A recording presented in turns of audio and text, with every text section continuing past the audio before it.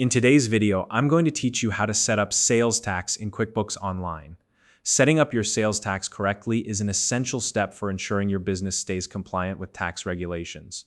Whether you're just getting started with QuickBooks Online or you're updating your tax settings, this process is straightforward and will help you apply the correct tax rates to your invoices automatically. If you don't already have a QuickBooks Online account, you can find a link in the description below to get started. All right, let's dive right in. First, navigate to the Taxes option in QuickBooks Online. To do this, look at the left-hand navigation panel on your screen and click on Taxes. This will take you to the section where you'll be managing your sales tax setup.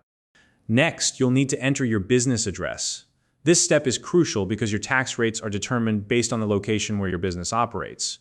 Be sure to input the full address, including the street, city, state, or province, and zip or postal code.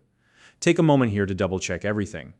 Accuracy is important, as even a small error can lead to incorrect tax calculations. Once your address is set, it's time to select the tax agencies that apply to your business. These can include state, county, city, or even special district authorities, depending on your location.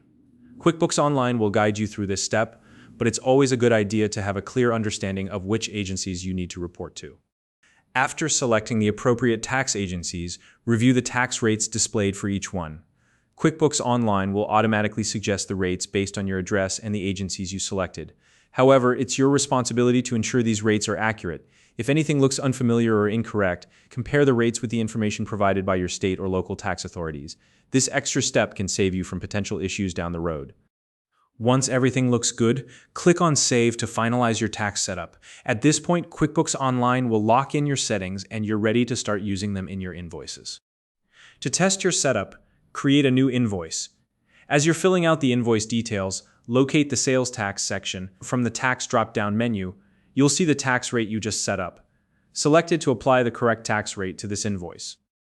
Before finalizing the invoice, double-check that any non-taxable products or services are marked correctly. QuickBooks Online allows you to specify which items are exempt from sales tax, so make sure this is accurately reflected on your invoice.